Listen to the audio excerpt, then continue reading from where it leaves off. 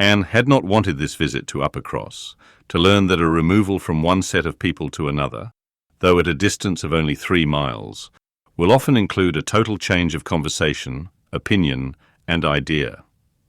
She had never been staying there before without being struck by it, or without wishing that other Elliots could have her advantage in seeing how unknown, or unconsidered there, were the affairs which at Kellynch Hall were treated as of such general publicity and pervading interest. Yet, with all this experience, she believed she must now submit to feel that another lesson, in the art of knowing our own nothingness beyond our own circle, was become necessary for her. For certainly, coming as she did, with a heart full of the subject which had been completely occupying both houses in Kellynch for many weeks, she had expected rather more curiosity and sympathy than she found in the separate but very similar remark of Mr. and Mrs. Musgrove.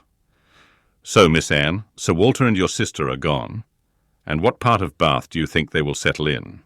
And this without much waiting for an answer, or in the young lady's addition of, "I hope we shall be in Bath in the winter. But remember, Papa, if we do go, we must be in a good situation. None of your Queen Squares for us." Or in the anxious supplement from Mary of, "Upon my word, I shall be pretty well off, when you're all gone away to be happy at Bath." She could only resolve to avoid such self-delusion in future, and think with heightened gratitude of the extraordinary blessing of having one such truly sympathizing friend as Lady Russell. The Mr. Musgroves had their own game to guard and to destroy, their own horses, dogs, and newspapers to engage them, and the females were fully occupied in all the other common subjects of housekeeping, neighbours, dress, dancing, and music. She acknowledged it to be very fitting that every little social commonwealth should dictate its own matters of discourse, and hoped ere long to become a not unworthy member of the one she was now transplanted into. With the prospect of spending at least 2 months at Uppercross, it was highly incumbent on her to clothe her imagination, her memory, and all her ideas in as much of Uppercross as possible. She had no dread of these 2 months. Mary was not so repulsive and unsisterly as Elizabeth, nor so inaccessible to all influence of hers. Neither was there anything among the other component parts of the cottage inimical to comfort. She was always on friendly terms with her brother-in-law, and in the children, who loved her nearly as well, and respected her a great deal more than their mother, she had an object of interest, amusement, and wholesome exertion. Charles Musgrove was civil and agreeable.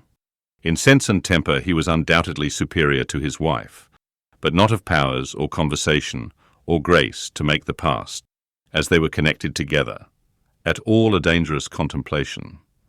Though, at the same time, Anne could believe, with Lady Russell, that a more equal match might have greatly improved him, and that a woman of real understanding might have given more consequence to his character, and more usefulness, rationality, and elegance to his habits and pursuits. As it was, he did nothing with much zeal but sport, and his time was otherwise trifled away, without benefit from books or anything else. He had very good spirits, which never seemed much affected by his wife's occasional lowness, bore with her unreasonableness sometimes to Anne's admiration, and upon the whole, though there was very often a little disagreement in which she had sometimes more share than she wished, being appealed to by both parties, they might pass for a happy couple. They were always perfectly agreed in the want of more money, and a strong inclination for a handsome present from his father. But here, as on most topics, he had the superiority, for while Mary thought it a great shame that such a present was not made, he always contended for his father's having many other uses for his money, and a right to spend it as he liked. As to the management of their children, his theory was much better than his wife's, and his practice not so bad.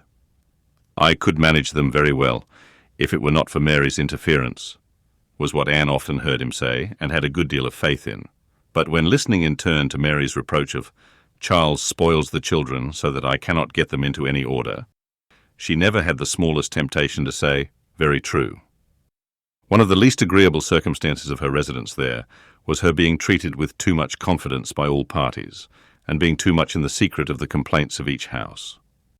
Known to have some influence with her sister, she was continually requested, or at least receiving hints to exert it, beyond what was practicable. "I wish you could persuade Mary not to be always fancying herself ill," was Charles's language, and in an unhappy mood, thus spoke Mary. "I do believe if Charles were to see me dying, he would not think there was anything the matter with me.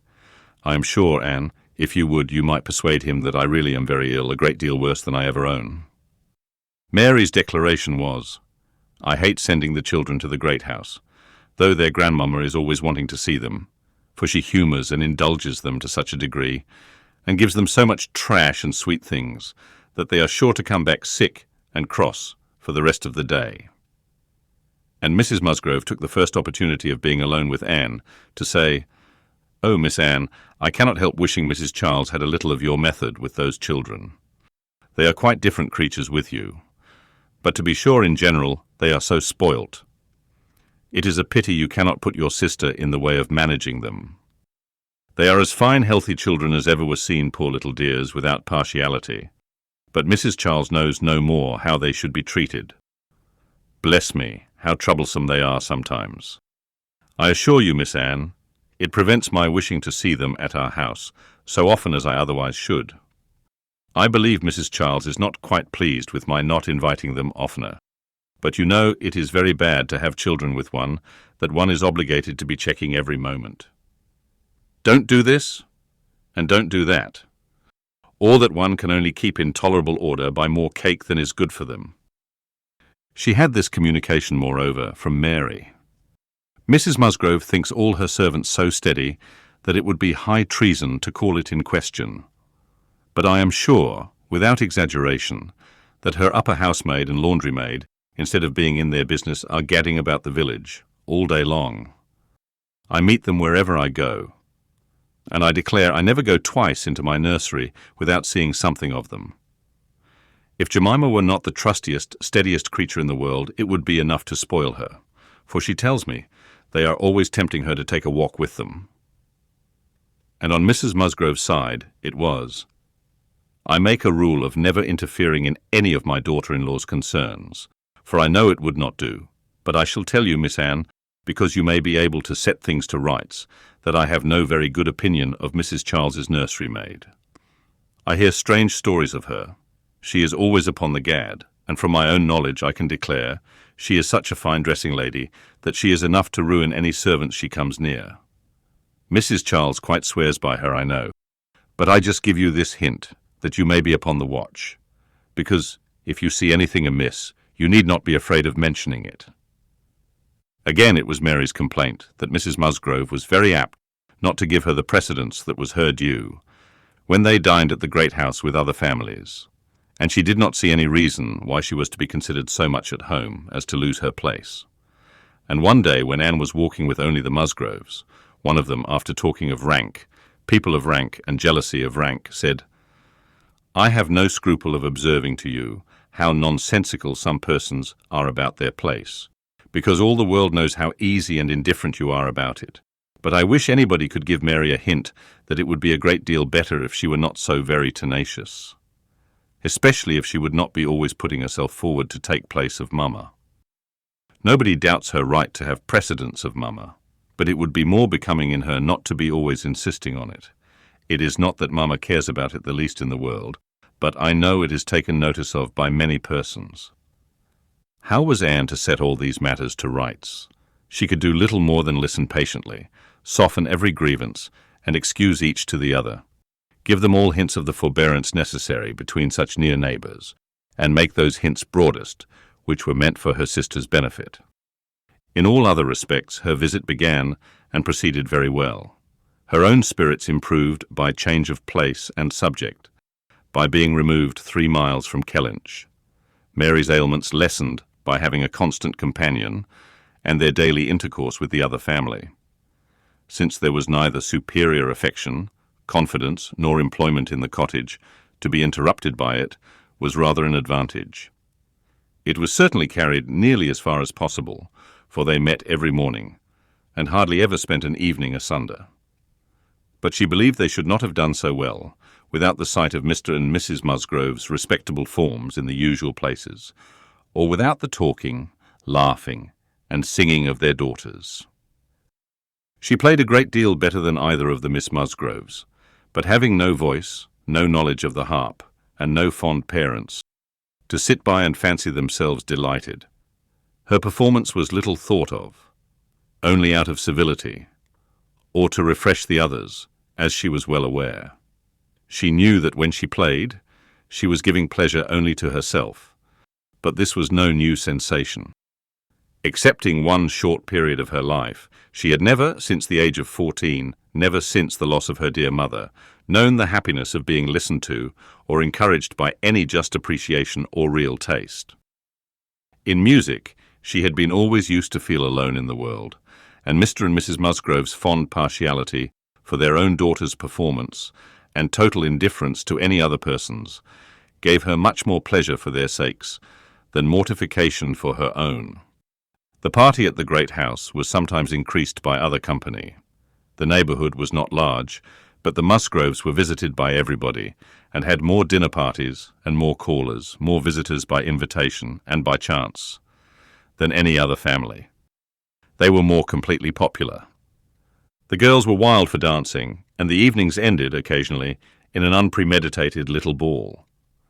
There was a family of cousins within a walk of Uppercross, in less affluent circumstances, who depended on the Musgroves for all their pleasures. They would come at any time and help play at anything or dance anywhere. And Anne, very much preferring the office of musician to a more active post, played country dances to them by the hour together, a kindness which always recommended her musical powers to the notice of Mr. and Mrs. Musgrove more than anything else, and often drew this compliment. "Well done, Miss Anne. Very well done indeed. Lord bless me, how those little fingers of yours fly about." So passed the first 3 weeks. Michaelmas came.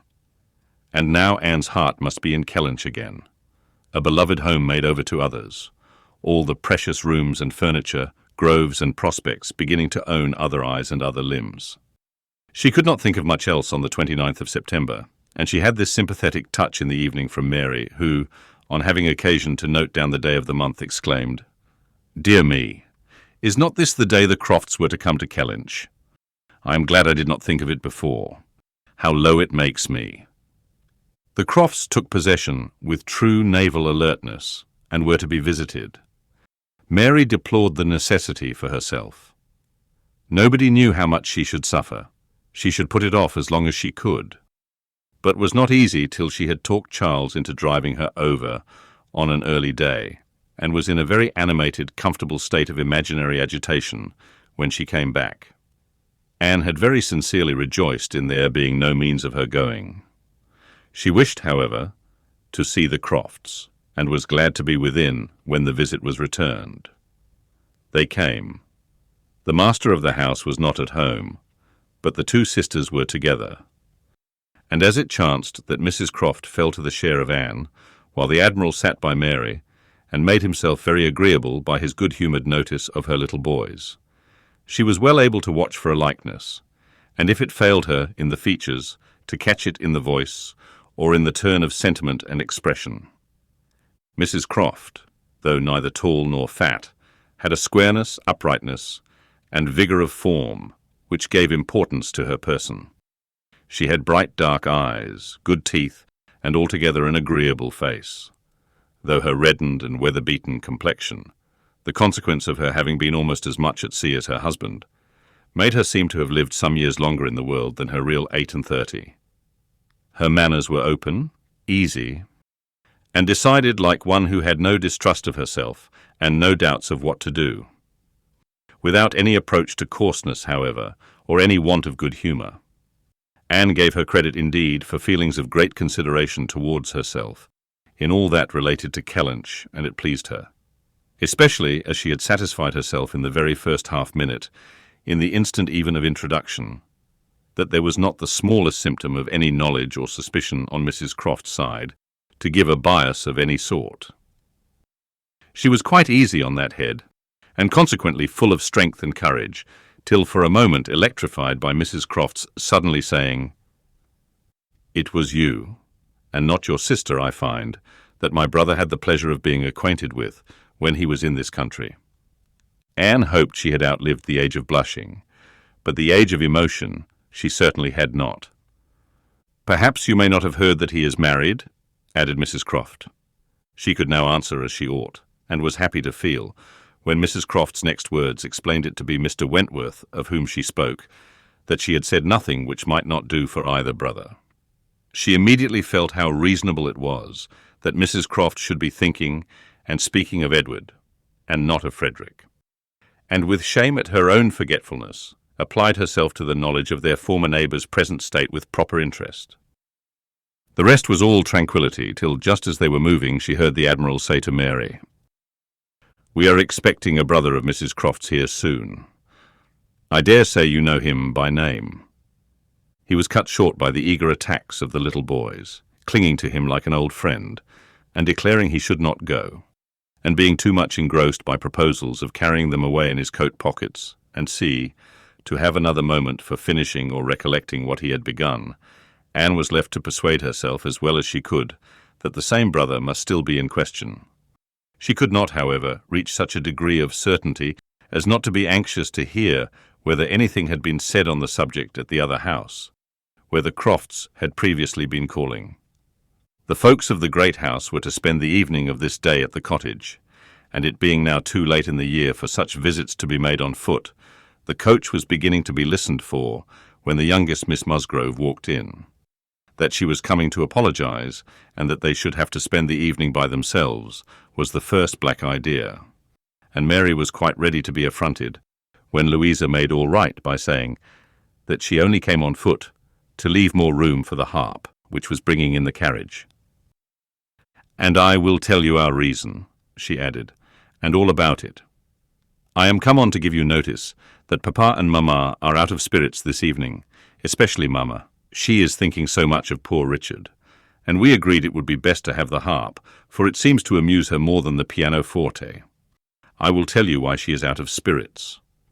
When the Crofts called this morning, they called here afterwards, did not they?